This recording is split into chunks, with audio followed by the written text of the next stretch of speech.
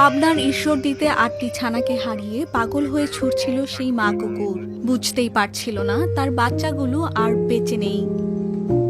একদিকে নিজেদের বাচ্চাদের হারানোর কষ্ট, অন্যদিকে প্রসব পরবর্তী শারীরিক কষ্ট, সব মিলিয়ে দুর্বল হয়ে পড়ছিল মা কুকুরটি। আপাতত এই কষ্ট কমাতে 2 দফায় এনে দেওয়া হয়েছে 4টি ছানা।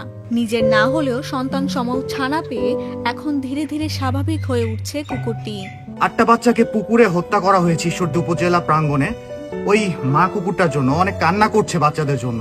ওর স্তনে অনেক দুধ জমা হয়ে আছে, ও সেটা রিলিজ করতে না পারে, অনেক কষ্ট পাচ্ছে, কাতরাচ্ছে। পাবনার ঈশ্বরদিয়ান স্বেচ্ছাসেবী সংগঠনের সূত্রে জানা গেছে 3 ডিসেম্বর বুধবার সংগঠনের পরিচালক শাহরিয়ার অমিতের বাড়ির পাশে একটি পোষা কুকুরের কাছ থেকে 2টি ছানা এনে মা কুকুরকে দেওয়া হয়েছে। নতুন 2টি ছানাকে মুহূর্তে আপন করে নিয়েছে প্রাণীটি। এখন ছানা 2টি তার দুধ পান করছে আর মা কুকুরটিও স্বাভাবিক হয়ে উঠছে। এরপর বৃহস্পতিবার উপজেলা নির্বাহী কর্মকর্তার উপস্থিতিতে কুকুরটির কাছে আরো 2টি ছানা রেখে যান স্থানীয় কয়েকজন বাসিন্দা। তারা জানান এই ছানারাও সদ্য জন্মানো আর ওদের মা মারা গিয়েছে, তাই ওদের বাঁচাতে এই কুকুরের কাছে রাখা হয়েছে।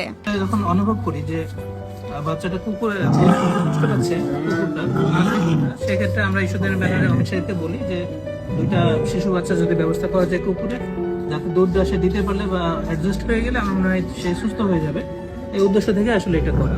সম্প্রতি ঈশ্বরদী উপজেলার ক্ষুদ্র কৃষক উন্নয়ন ফাউন্ডেশনের কর্মকর্তা হাসানুর রহমানের সরকারি বাসার আঙ্গিনায় 8টি ছানা জন্ম দেয় মা কুকুরটি।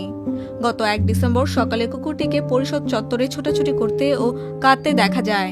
এক পর্যায়ে একটি পুকুর থেকে ওই ছানাগুলোর মরদেহ উদ্ধার করা হয়। এ ঘটনায় ঈশ্বরদী উপজেলা প্রাণী সম্পদ কর্মকর্তা আকলিমা খাতুন বাদী হয়ে মামলা করলে গ্রেফতার করা হয় অভিযুক্ত নারীকে।